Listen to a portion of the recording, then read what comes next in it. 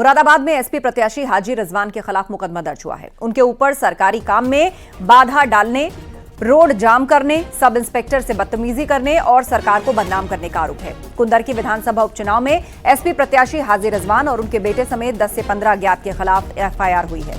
मुंडा पांडे थाने gate के पास police से उलझते हुए एसपी प्रत्याशी का वीडियो वायरल हुआ था और बताया जा रहा है कि एसपी उम्मीदवार किसी को छुड़ाने थाने गए थे और सब इंस्पेक्टर ने थाना मुंडा पांडे में यह केस दर्ज कराया है। तो एफआईआर में 10 से 12 अज्ञात भी शामिल हैं। पुलिस को गाली देने के मामले में एफआईआर हुई है। सरकारी काम में बाधा डालने, अभद्रता करने, एसआई से बहस का वीडियो भी वायरल हो चुका है। एसपी प्रत्याशी के बेटे के खिलाफ अब केस दर्ज हुआ है। सरकार को बदनाम करने का आरोप है और इस एफआईआर में 10 से 12 अज्ञात भी शामिल हैं। मुरादाबाद में एसपी प्रत्याशी पर एफआईआर हुई है। विशाल से इस पर अपडेट लेते हैं। विशाल, क्या ताजा जानकारी? आपको बता दूं कि समाजवादी पार्टी के प्रत्याशी हाजी रिजवान जो कुंदरकी विधानसभा से उपचुनाव में सपा प्रत्याशी हैं, उनका एक वीडियो सोशल मीडिया पर वायरल हो रहा था, जो मुरादाबाद के थाना मुंडा पांडे क्षेत्र के का वीडियो है, जो थाने की गेट के बाहर पुलिस से नोकझोंक करते हुए इनका वीडियो वायरल हुआ था। तो जिसमें जानकारी से पता चला था ये कि जो सपा प्रत्याशी हैं उनका कोई मिलने वाला था, उनका कोई कार्यकर्ता था जिसको छुड़ाने के लिए वो थाने गए थे।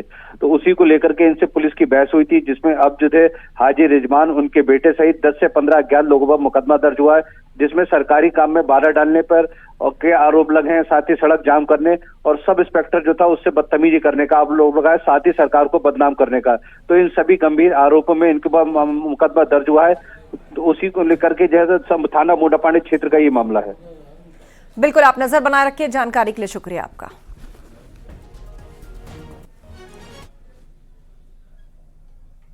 उधर बाराबंकी में तेज रफ्तार ट्रैक्टर ने मासूम बच्ची को रौंद दिया, जिससे उसकी मौके पर मौत हो गई। इस हादसे का सीसीटीवी फुटेज भी सामने आया है। देवा थाना क्षेत्र के देवा इलाके में यह हादसा हुआ है। तो बच्ची की मौके पर मौत हो गई है। बाराबंकी की यह घटना, सड़क हादसे में एक बच्ची की जान चली गई। यह घटना सीसीटीवी में रिकॉर्ड हुई है। कितनी दर्दनाक तरीके से एक ट्रैक्टर ने बच्ची को रौंदा, आप तस्वीरों में देखिए। ये लोडेड ट्रैक्टर आ रहा है, छोटी बच्ची सड़क पार कर रही है और ये ट्रैक्टर ब्रेक मारने में देर हुई, तब तक ये बच्ची कुचली जा चुकी थी।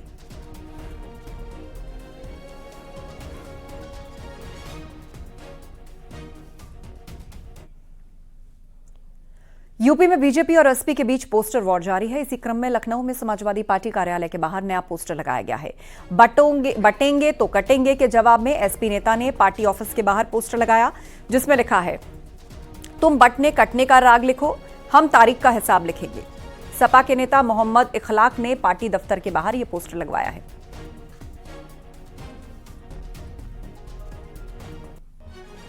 में पोस्टर वॉर लगातार जारी है, जहां समाजवादी पार्टी की ओर से लगातार नए पोस्टर लगाए जा रहे हैं। हम इस वक्त सपा कार्यालय पर मौजूद हैं, जहां हमारे पीछे आप ये पोस्टर देख पाएंगे। इस पर लिखा है, तुम बटने कटने का राग लिखो, हम तारीख का हिसाब लिखेंगे। तुम नफरत का योग लिखो, हम तरक्की का संयोग लिखेंगे। तुम जमी पे जुल्म लिखो, हम आसमान में पीडीए का इनकलाब लिखेंगे। इसके अलावा इसमें अच्छे दिन को महंगे दिन बताते हुए इस पोस्टर में दर्शाया गया है। और ये जो पोस्टर है, ये समाजवादी पार्टी के नेता मोहम्मद इखलाक की तरफ से यहाँ सपा कार्यालय के पास लगाया गया है। कुछ इसी तरह से इससे पहले भी पोस्टर्स लगाए गए थे, जिनको सीएम योगी के बटोगे तो कटोगे के बयान के जवाब के रूप में देखा जा रहा था। यूपी में अब उपचुनाव होने हैं, ऐसे में हर कोई इन पोस्टर्स के जरिए बड़ा मैसेज देने का काम कर रहा है। यूपी में मदरसों की जांच तेज हो गई है। 4000 से ज्यादा गैर मान्यता प्राप्त मदरसों की जांच हो रही है। मदरसों में फंडिंग, जमीन, पढ़ाई समेत 7 बिंदुओं पर जांच की जा रही है। गोंडा में 19 गैर मान्यता प्राप्त मदरसों की जांच चल रही है। थानेपुर थाना इलाके में कई मदरसों में एटीएस ने पहुंचकर जांच की।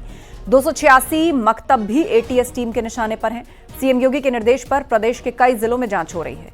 नेपाल से सटे इलाकों में मदरसों को विदेशी फंडिंग की सुगबुगाहट है।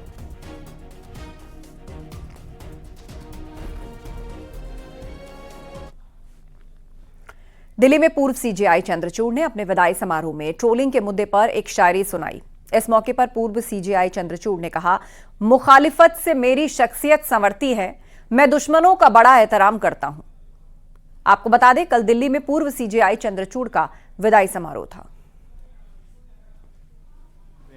of my own capabilities by pushing me to do much more than I could have possibly achieved. And not finally, but most importantly, my own spouse Kalpana. She is a great friend. What can I say? A great संयुक्त राष्ट्र महासभा में peace keeping missions को लेकर जारी चर्चा के बीच पाकिस्तान ने एक बार फिर से जम्मू कश्मीर का मुद्दा उठाया। इस पर भारत ने अपने जवाब देने के अधिकार का इस्तेमाल करते हुए पाकिस्तान को जबरदस्त फटकार लगाई। पाकिस्तान को करारा जवाब देते हुए राज्यसभा सांसद और बीजेपी नेता सुधांशु त्रिवेदी ने कहा, पाकिस्तान अपने झूठे प्रोपेगेंडा और अपनी इन हरकतों से तथ्य बदल नहीं सकता। Is and will remain the integral part of India. The people of Jammu and Kashmir have recently exercised their democratic and electoral right and elected a new government. Pakistan must desist from such rhetoric and falsehood because it will not alter the facts.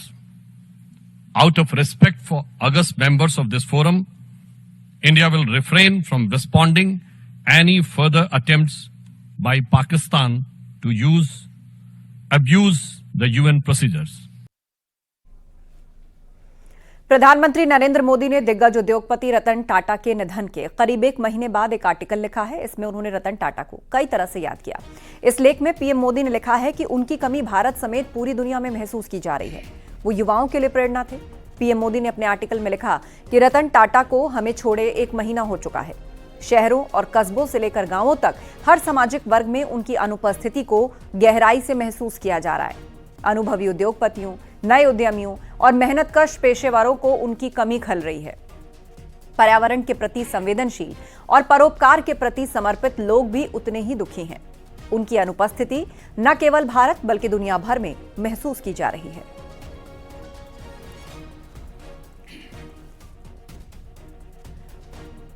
तो रतन टाटा की याद में प्रधानमंत्री मोदी ने एक लेख लिखा है और किस तरह की यादें उन्होंने रतन टाटा के साथ साझा की हैं, इस बात का जिक्र है। साथ ही उनकी कमी समाज के हर वर्ग को कैसे खल रही है, इस पर प्रधानमंत्री मोदी ने लिखा है और बताया है कि पर्यावरण से लेकर संकट, नए उद्यमियों से लेकर अनुभवी उद्यमियों तक रतन टाटा के अनुभव की कितनी आवश्यकता है। रतन टाटा जी को करीब से जानने का सौभाग्य मिला। उनके निधन ने भारत में गहरी कमी छोड़ी। उन्होंने बड़े सपने देखने के लिए लोगों को प्रेरित किया। ये बातें पीएम ने लिखी अपने आर्टिकल में। साथ ही उन्होंने लिखा, दूसरों के सपनों का समर्थन उनका विशेष गुण था। जन कल्याण के प्रति उनकी गहरी प्रतिबद्धता थी। उनकी करुणा सभी जीवित प्राणियों तक फैली थी। जानवरों के प्रति उनका गहरा प्रेम था। वे उन जीवनों में जीवित हैं जिन्हें उन्होंने छुआ। उन्होंने भारत को अधिक आशावादी जगह बनाया। रतन टाटा जी को करीब से जानने का सौभाग्य मिला। टाटा जी के निधन ने भारत में गहरी कमी छोड़ी। तो प्रधानमंत्री नरेंद्र मोदी ने अपने आर्टिकल में लिखा है कि रतन टाटा को हमें छोड़े एक महीना हो चुका है। शहरों और कस्बों से लेकर गांवों तक हर सामाजिक वर्ग में उनकी अनुपस्थिति को गहराई से महसूस किया जा रहा है। अनुभवी उद्योगपतियों, नए उद्यमियों और मेहनती पेशेवरों को उनकी कमी खल रही है। पर्यावरण के प्रति संवेदनशील, परोपकार और प्रति समर्पित लोग उतने ही दुखी हैं। उनकी अनुपस्थिति न केवल भारत बल्कि पूरी दुनिया में महसूस की जा रही है।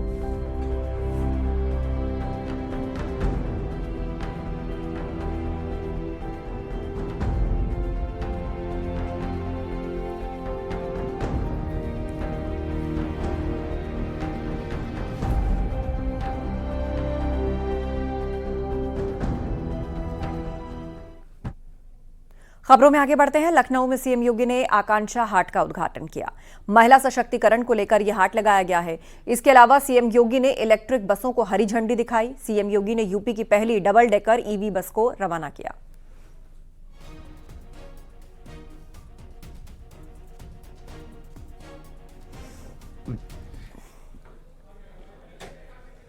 इससे पहले सीएम योगी गोमती पुस्तक महोत्सव का उद्घाटन उन्होंने किया और इस दौरान बच्चों से उन्होंने बातचीत की, उन्हें चॉकलेट दी। इस मौके पर सीएम योगी ने टेक्नोलॉजी से हो रहे खतरे के प्रति भी बच्चों को आगाह किया। सीएम योगी ने कहा कि आज के डिजिटल युग में हम स्मार्टफोन में कैद हो गए हैं। आज हम टेक्नोलॉजी का इस्तेमाल नहीं कर रहे, बल्कि टेक्नोलॉजी हमारा इस्तेमाल कर रही है। टेक्नोलॉजी का गुलाम बन जाना किसी भी देश और समाज के लिए अच्छा नहीं है।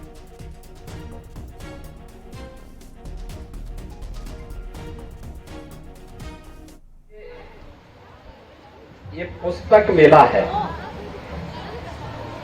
हर विद्यार्थी, हर छात्र, हर बालक और बालिका एक एक पुस्तक जरूर खरीदेंगे।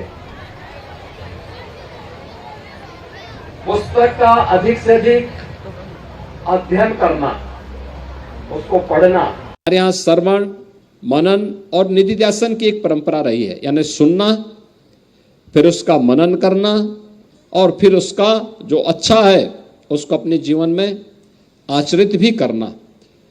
इस महान परंपरा के हम वारिस हैं और उस परंपरा को विस्मृत करके हम लोग जिस डिजिटल युग की तरफ जा रहे हैं,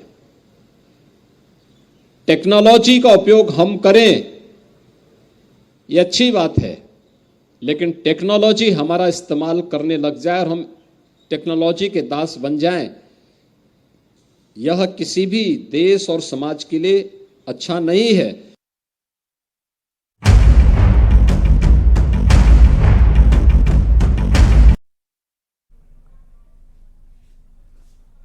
योगी सरकार भ्रष्टाचार को लेकर जीरो टॉलरेंस की नीति अपनाती है और यही वजह है कि भ्रष्ट अफसरों पर समय समय पर सख्त कार्रवाई की जाती है। अब उनके रडार पर राज्य विभाग के भ्रष्ट अफसर हैं। शासन ने राज्य कर विभाग के भ्रष्ट अफसरों के नाम मांगे हैं। सभी जोनल आयुक्तों से भ्रष्ट अफसरों की लिस्ट मांगी गई है। आने वाले वक्त में इन अफसरों के खिलाफ सख्त कार्रवाई की जाएगी।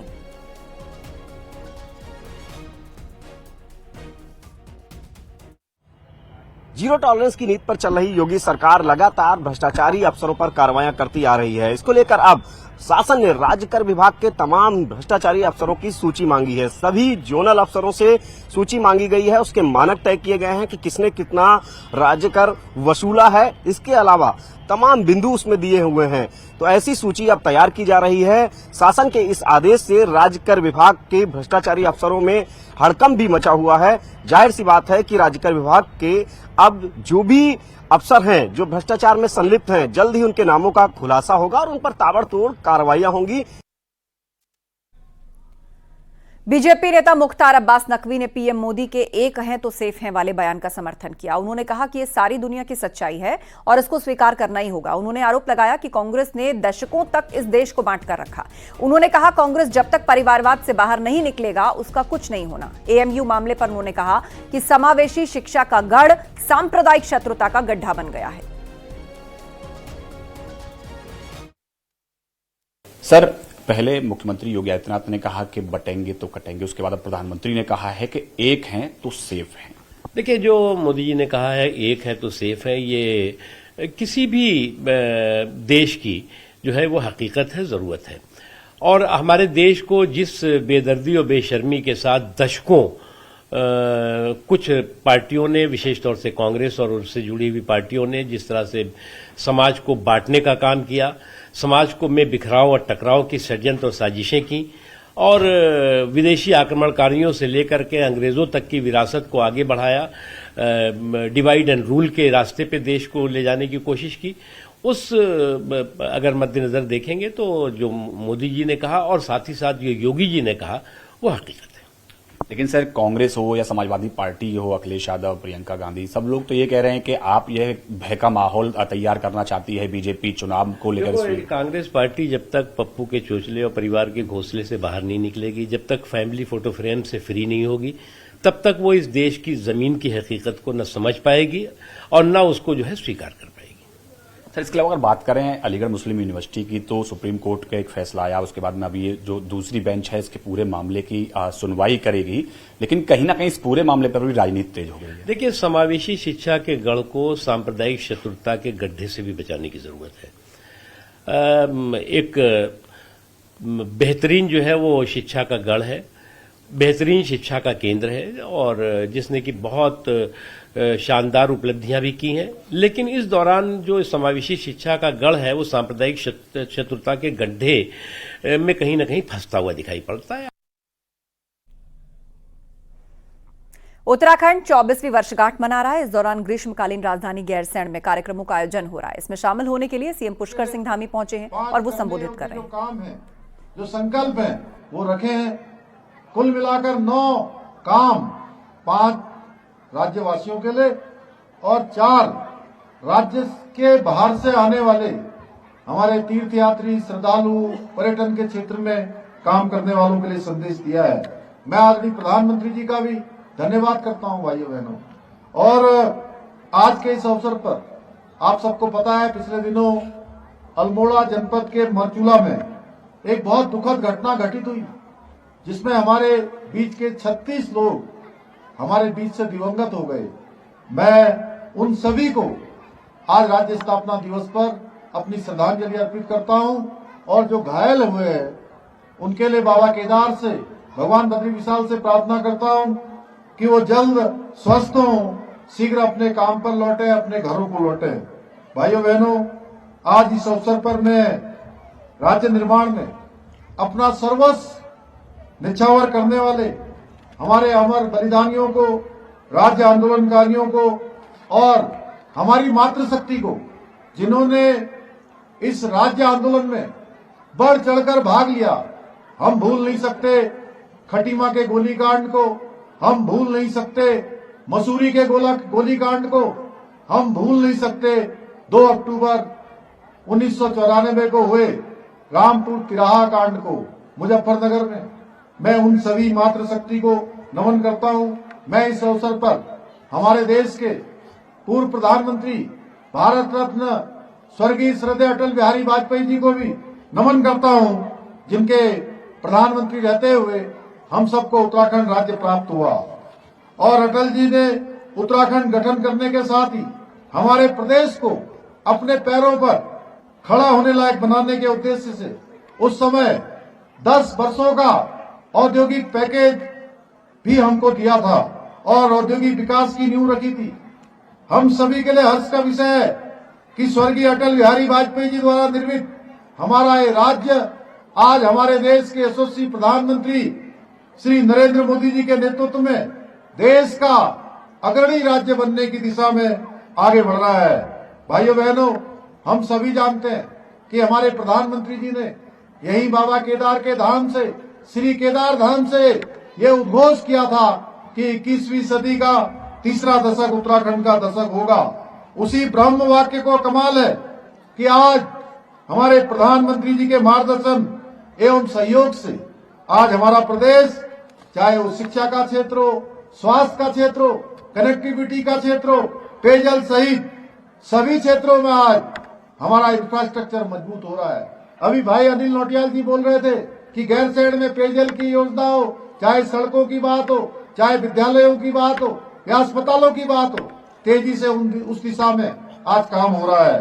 करोड़ों की लागत से जहां हमारे केदारनाथ धाम का नवनिर्माण और पुनर्निर्माण हो रहा है, वहीं बाबा बद्री विशाल का नया मास्टर प्लान बनकर उस पर तेजी से 255 करोड़ से भी अधिक लागत से तेजी से नवनिर्माण और पुनर्निर्माण का काम चल रहा है। आज चाहे शहर हो या सुदूरवर्ती क्षेत्र हो, वहां पर सड़कों का निर्माण कार्य कराया जा रहा है। विभिन्न जनपदों के लिए आज हेली सेवाएं प्रारंभ की जा रही हैं। इसके साथ ही विभिन्न एयरपोर्ट्स और हेलीपोर्ट्स को विकसित किया जा रहा है। रेल कनेक्टिविटी की बात करें तो बहुत जल्दी हमारे बहुत सारे बच्चों ने, अभी तक बहुत सारे बच्चे जो यहां से बाहर नहीं निकले होंगे, उन्होंने साक्षात रेल को नहीं देखा होगा, लेकिन आने वाले समय में 2026 तक आज प्रधानमंत्री जी ने हम सबको संबोधित करते हुए आज कहा है कि ऋषिकेश कर्णप्रयाग रेल लाइन का लक्ष्य 2026 तक पूरा करने का रखा गया है। भाइयों बहनों, आप सबके बीच में रेल आ जाएगी, आपके पास में ही रेल पहुंचेगी। ये आप सबके लिए एक जो बहुत सपना था, वो आपका सपना पूरा होने जा रहा है। राज्य के विभिन्न जिलों में आज मेडिकल कॉलेजों की स्थापना के साथ ही एम्स ऋषिकेश के सेंट्रलाइट सेंटर का निर्माण भी किया जा रहा है। देश में पहली बार स्वास्थ्य के क्षेत्र में हेली एम्बुलेंस की शुरुआत भी अगर कहीं से हुई है तो पूरे देश के अंदर हेली एम्बुलेंस सेवा की शुभारंभ करने वाला हमारा राज्य है। ऋषिकेश एम्स से हेली सेवा प्रारंभ हो गई है। भाइयों बहनों, प्रदेश के स्कूलों में वृहद स्तर पर कंप्यूटर लैब, स्मार्ट क्लासेस तैयार करने के साथ ही उच्च शिक्षा को। गोपाष्टमी के अवसर पर मंत्री लक्ष्मी नारायण चौधरी ने गायों की पूजा की। मौके पर उन्होंने गौमाता को राष्ट्रमाता का दर्जा दिए जाने की मांग का समर्थन किया। बांटोगे तो काटोगे पर हो रही विपक्ष की बयानबाजी को लेकर उन्होंने अखिलेश यादव पर निशाना भी साधा। अब ठीक है। विनाश काले विपरीत बुद्धि वो कहा गया है ना, तो इस तरह की सोच किसी भी संतों के बारे में जब कभी भी असुर प्रवृत्ति बढ़ी है, उन्होंने हमेशा संतों का विरोध किया है, देवताओं का विरोध किया है। वही प्रवृत्ति मुझे लगता है आदरणीय मुख्यमंत्री जी ने कहा था कि बहुत से ऐसे लोग हैं कि जिनके अंदर दुर्योधन और रावण का डीएनए तेजी से बह रहा है।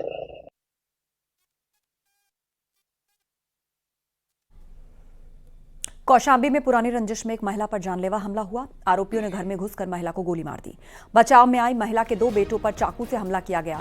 भीड़ इकट्ठा होने पर हमलावर मौके से फरार हो गए। घटना से नाराज परिजनों ने आरोपियों की कार को आग के हवाले कर दिया और गोली लगने से घायल महिला को प्रयागराज रेफर किया गया है। घटना करारी थाना क्षेत्र के खोजवापुर गांव की है। हमलावर 2 कारों से आए थे। पुलिस ने बीरेंद्र यादव, प्रदीप यादव और बीरन यादव के खिलाफ हत्या की कोशिश का मुकदमा दर्ज किया है। बीरेंद्र यादव ने गोली मारी मेरी माँ को। मेरी माँ के जांग में गोली लगी। मामला क्या था?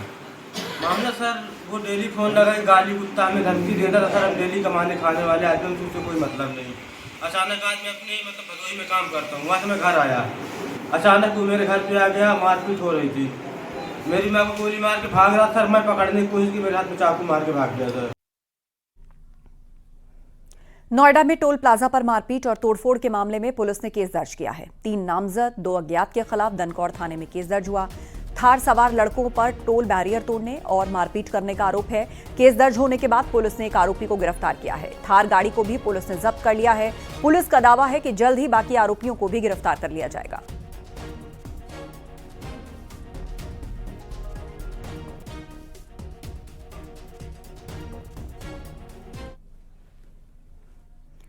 प्रयागराज में झूसी स्टेशन के पास वंदे भारत एक्सप्रेस ट्रेन हादसे का शिकार होने से बची। ट्रेन की चपेट में एक बाइक आ गई और ट्रेन वाराणसी से दिल्ली की ओर जा रही थी।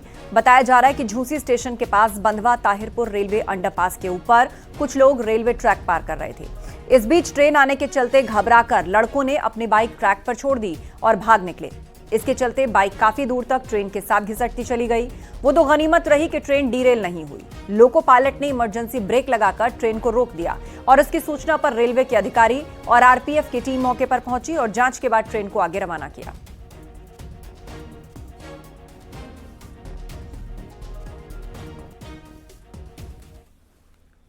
नोएडा में दिन दहाड़े बीच बाजार से मासूम बच्चे का अपहरण कर लिया गया। सेक्टर 18 मार्केट से भीख मांगने वाली महिला का बच्चा लेकर एक शख्स भाग गया। महिला बच्चे को जमीन पर बैठाकर भीख मांग रही थी और करीब 1 साल के बच्चे को ले जाते हुए सीसीटीवी में युवक दिखा भी है। थाना सेक्टर 30 पुलिस की 3 टीमें बच्चे की तलाश में जुटी हैं। आरोपी की तलाश के लिए पुलिस आसपास लगे सीसीटीवी कैमरों को खंगाल रही है।